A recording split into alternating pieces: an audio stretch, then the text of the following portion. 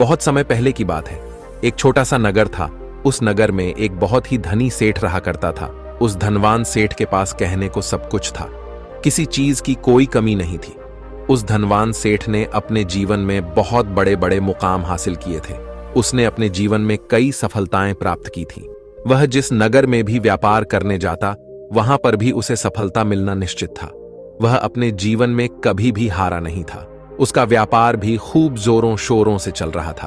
उसके पिताजी ने उसे ऐसी 4 बातें बता रखी थी जिसका वह नियमित पालन किया करता था और उन्हीं बातों का अनुसरण किया करता था, और उन्हीं बातों की वजह से उसका जीवन बड़ा ही सुखमय था। वह जीवन के हर क्षेत्र में सफल था। ऐसे ही काफी समय बीत गया और अब वह धनवान सेठ काफी बूढ़ा हो चुका था। अब उसे लगने लगा था कि मेरी मृत्यु बहुत नजदीक है। मेरी मृत्यु कभी भी हो सकती है, और वह जानता था कि उसका बेटा बहुत भोला है, बहुत नादान है। उसे अभी दुनियादारी की समझ नहीं है। इसलिए उसने अपने बेटे को अपने पास बुलाया और अपने बेटे से कहा, बेटा, मैंने अपने पिताजी से 4 बातें सीखी थीं और उन्हीं बातों को मैंने अपने जीवन में उतारा। उन्हीं के अनुसरण की वजह से आज मैं अपने जीवन में इतना सफल हूं। अपना जीवन सुखमय पूर्वक बिता रहा हूं। उन्हीं बातों की वजह से आज मैं इतना सुखी हूं, संतुष्ट हूं और इतना धनवान हूं।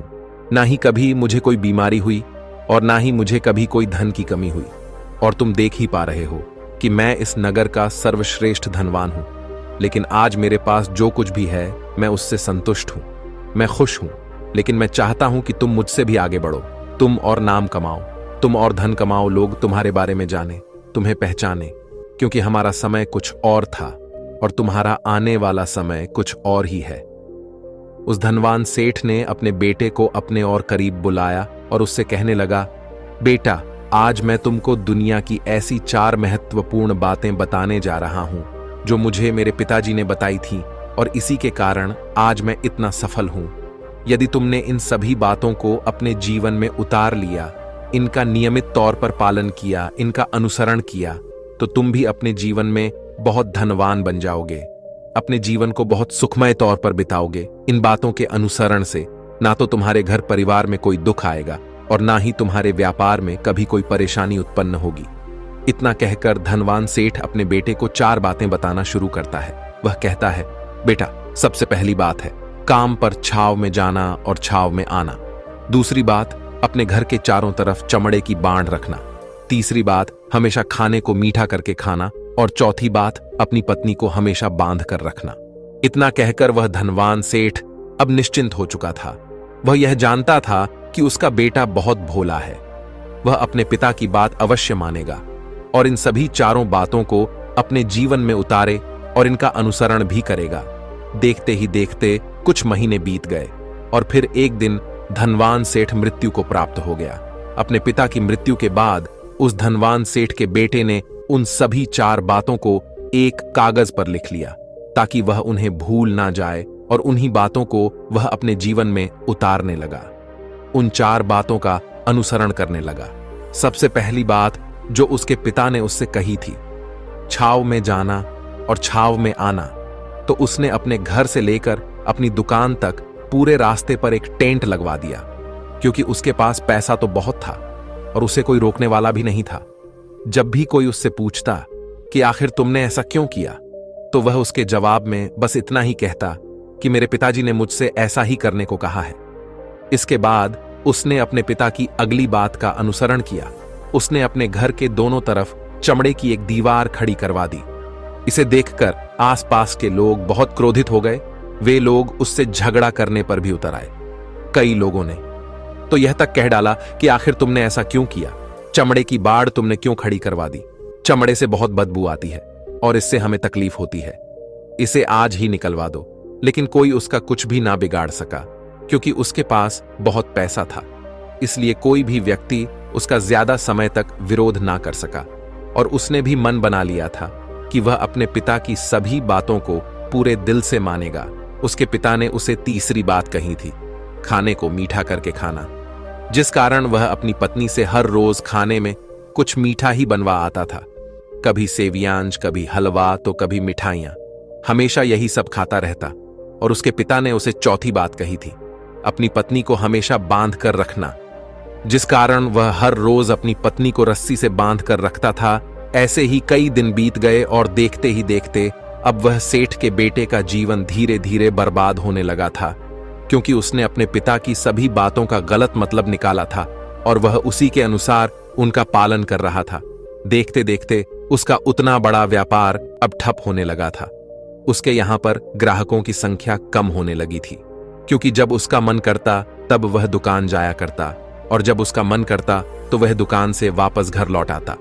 उसका अपने पिताजी के इस कारोबार में मन नहीं लगता था। इस कारण उसके सारे ग्राहक अब उससे नाराज होने लगे थे। उसके सारे ग्राहक अब एक एक करके उस दुकान को छोड़ते चले जा रहे थे। इस तरह उसका पूरा व्यापार अब ठप हो चुका था।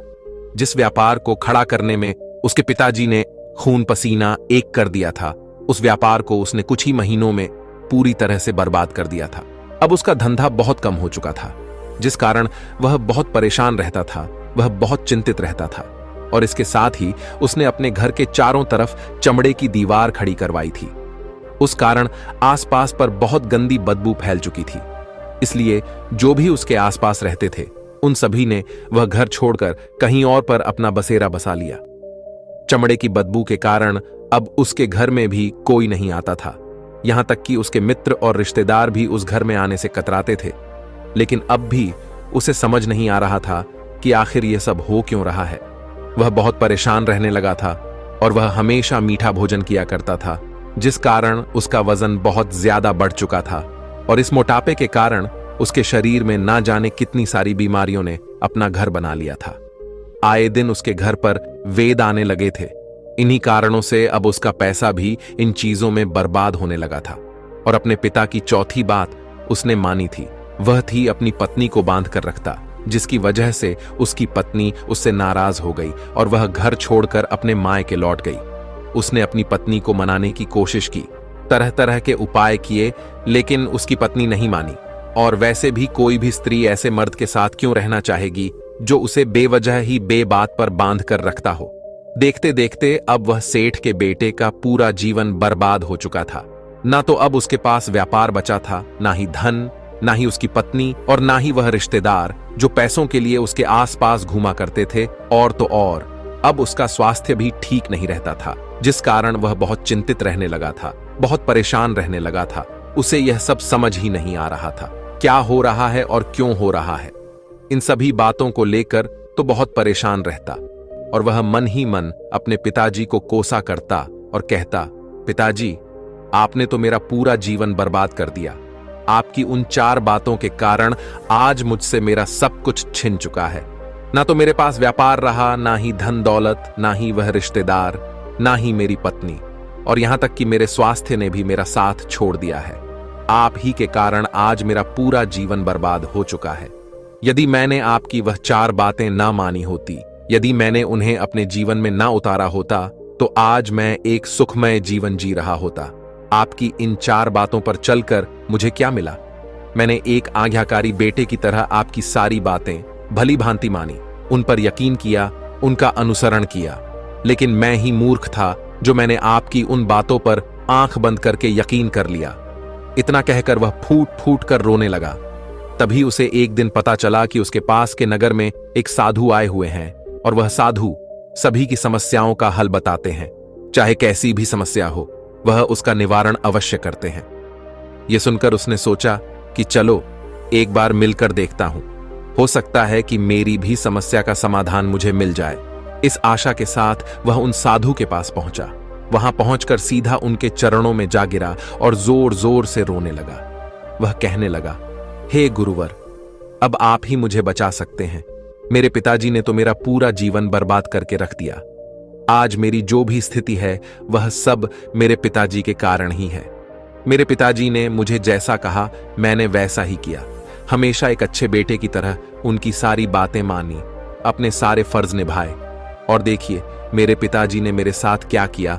मरते मरते भी वह मुझे गलत बात सिखा गए और उसका खामियाजा मुझे आज भुगतना पड़ रहा है, क्योंकि मैंने उनकी सभी बातों को अपने जीवन में उतारा, उनका अनुसरण किया। और देखिए आज मेरे साथ क्या हो गया। मेरा तो पूरा जीवन ही बर्बाद हो गया। मैं अब तक यह नहीं समझ पाया कि मेरे पिताजी ने मेरे साथ ऐसा क्यों किया। क्या मैंने उनके साथ कुछ गलत किया था?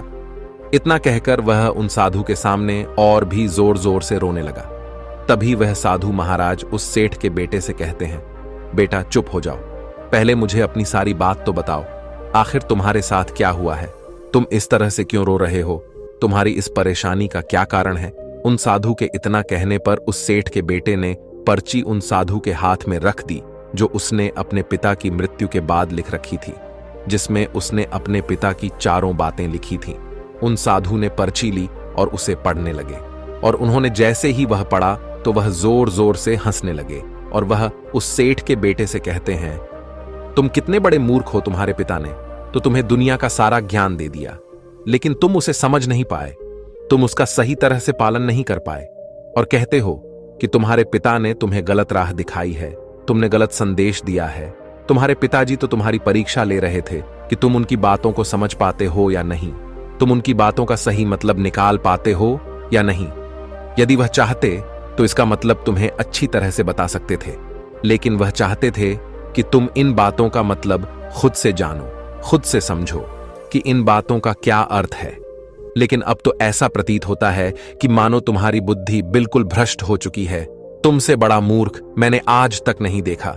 जिसके पास दुनिया का इतना बड़ा ज्ञान हो, वह भला इतनी बड़ी मूर्खता कैसे कर सकता है? तुम्हारे पास कोई ज्ञान नहीं है, तुमने कोई भी ज्ञान अर्जित ही नहीं किया। अगर तुम इन बातों का सही मतलब समझ चुके होते तो तुम भी अपने जीवन में अपने पिता की तरह ही सफल होते, खुश होते, और तुम्हारा जीवन सुखमय तरह से बीत रहा होता। लेकिन तुम इतने बड़े मूर्ख हो कि तुमने अपने पिता की बातों का गलत मतलब निकाल लिया। उन बातों के मतलब के बारे में तुमने सोचा तक नहीं। उन्होंने जैसा कहा तुमने वैसा करना शुरू कर दिया। यदि तुम्हें उन बातों का अर्थ नहीं पता चल रहा था तो तुम किसी ज्ञानी से मिल सकते थे, तुम उससे उस बात का मतलब निकाल लेते। लेकिन जैसा तुमने अपने पिता की इन बातों को समझा है, इसका मतलब वैसा नहीं है। इस पर वह धनवान सेठ का बेटा कहता है, हे गुरुवर, आप क्या कहना चाहते हैं? क्या मैं अपने पिता की बातों को सही नहीं समझ रहा? और वैसे भी इसमें समझने लायक है क्या? उन्होंने तो सब कुछ साफ साफ ही बताया था और मैंने उन्हें अपने जीवन में उसी तरह से उतार लिया। तो फिर मैंने गलत क्या किया है? इस पर गुरुवर एक बार फिर मुस्कुराने लगे और उस सेठ के बेटे से कहते हैं, बेटा, यह जो बातें लिखी गई हैं, इन बातों के पीछे एक गहरा अर्थ है जिसे तुम समझ नहीं पाए। इसी कारणवश तुमने यह मूर्खता कर दी और इसी कारणवश तुमने अपना पूरा जीवन बर्बाद कर लिया।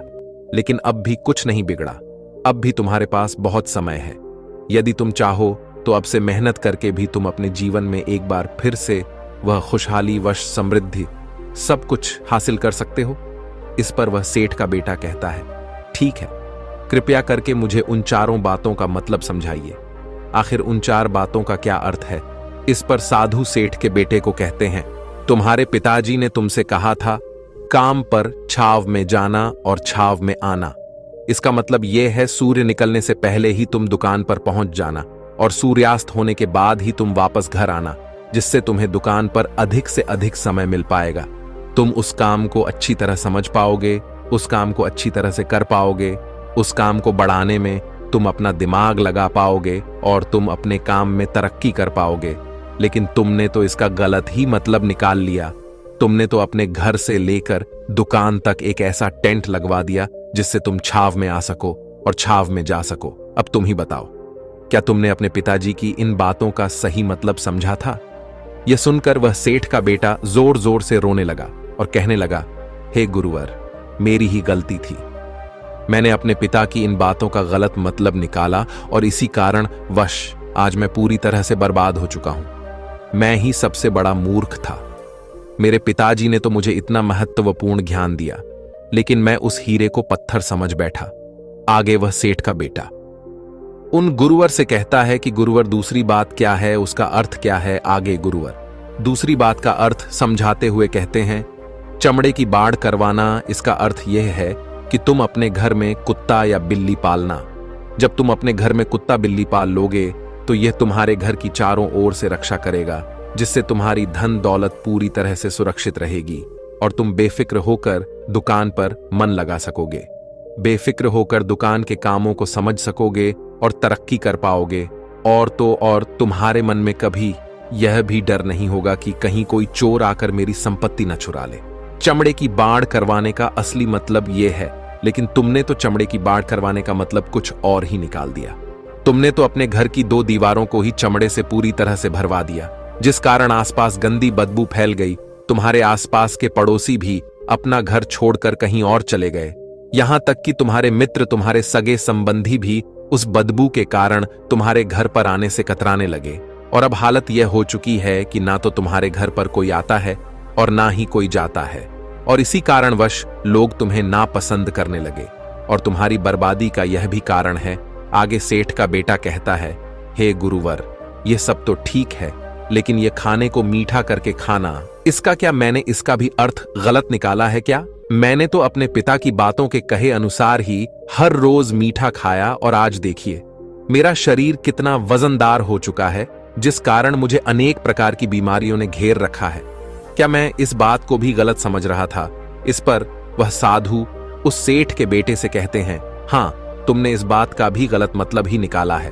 मीठा करके खाने का अर्थ यह है कि जब भी तुम्हें भूख तेजी से लगे तभी तुम्हें भोजन करना है, ना उसके पहले और ना उसके बाद।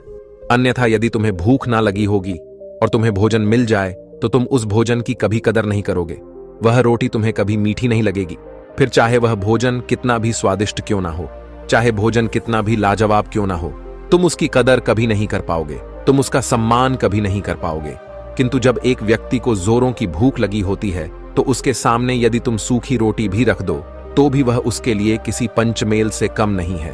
वह उसे प्रेम पूर्वक खाता है, उसका आदर करता है, उसका सम्मान करता है, और वह रोटी उसे मीठी लगती है।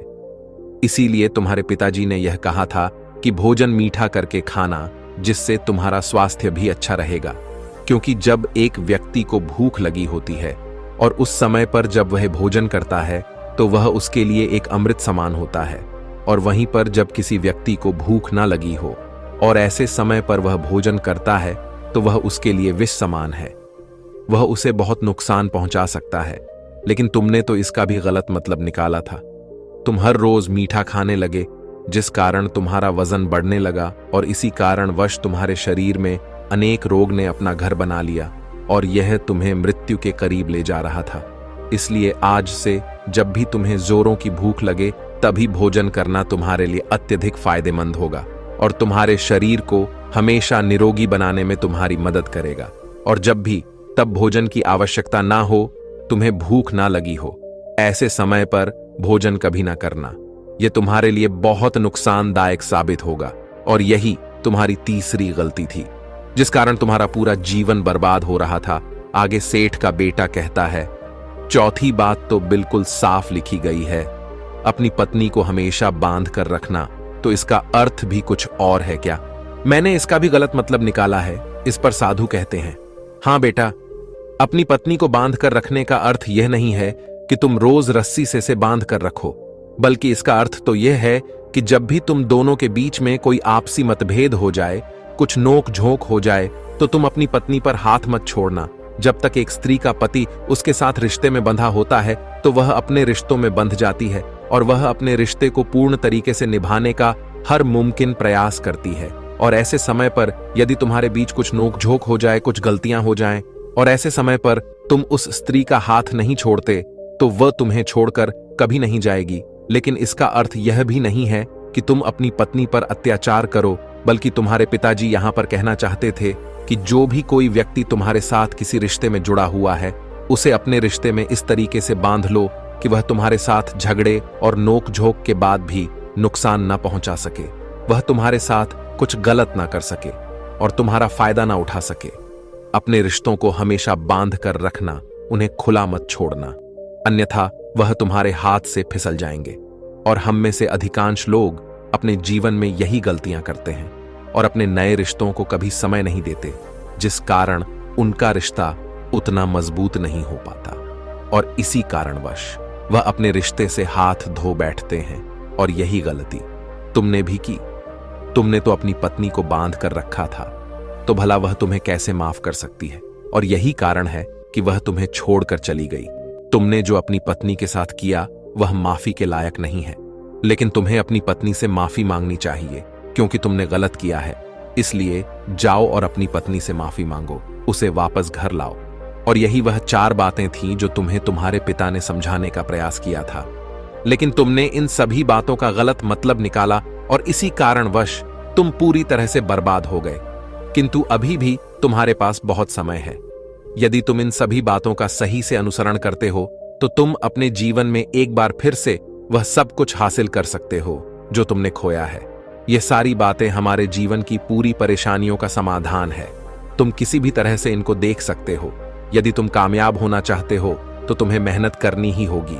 सूर्य निकलने से पहले तुम्हें अपने घर से निकलना होगा और हमेशा सूर्य के ढलने के बाद ही तुम्हें घर वापस लौटना होगा, ताकि धन दौलत को कोई तुमसे छीन ना ले।